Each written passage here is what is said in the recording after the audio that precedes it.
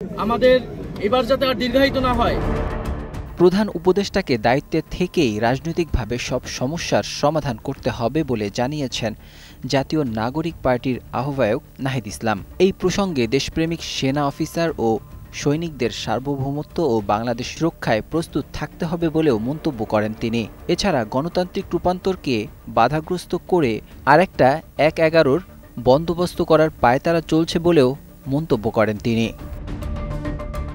শুক্রবার রাতে নাহিদ ইসলামের ভেরিফাইড ফেসবুক পেজে একটি পোস্টে তিনি এসব কথা লিখেছেন।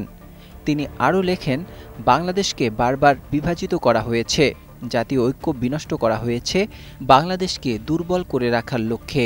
আওয়ামী লীগকে নিষিদ্ধ করার পর থেকে আবারও দিল্লি থেকে ছক আঁকা হচ্ছে দেশে অস্থিতিশীলতা তৈরি করার, দেশে বিভাজন সৃষ্টি করার। পোস্টের মাধ্যমে সবাইকে ঐক্যবদ্ধ থাকার আহ্বান জানান তিনি।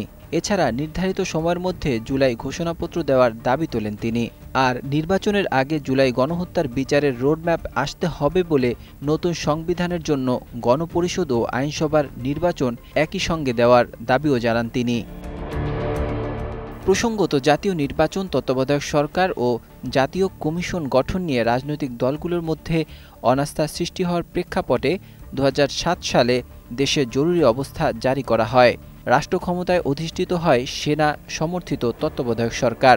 ২০০৭ সালে জরুরি অবস্থা জারির পর বাংলাদেশ ব্যাংকের তৎকালীন গভর্নর ড.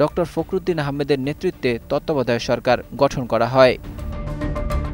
এর আগে ২০০৬ সালের ২৮শে নভেম্বর তৎকালীন বিএনপি জামাত জোট সরকারের মেয়াদ শেষ হওয়ার পর তৎকালীন রাষ্ট্রপতি অধ্যাপক ইয়াজউদ্দিন আহমেদকে প্রধান উপদেষ্টা করে তার নেতৃত্বে তত্ত্বাবধায়ক সরকার গঠিত হয়।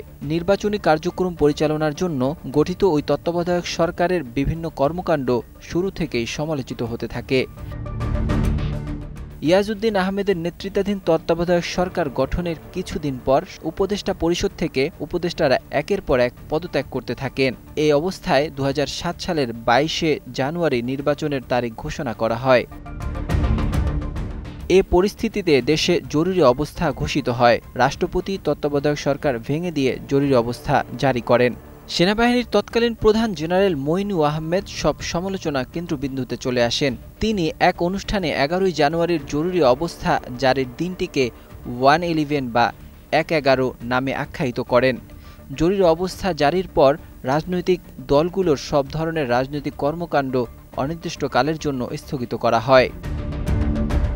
প্রায় ২ বছর অনির্বাচিত সরকার ক্ষমতায় থাকার পর ২০০৮ সালের ২৯শে ডিসেম্বর নির্বাচন অনুষ্ঠিত হয়। এই নির্বাচনের মধ্য দিয়ে আওয়ামী লীগের মহাজোট সরকার গঠন করে।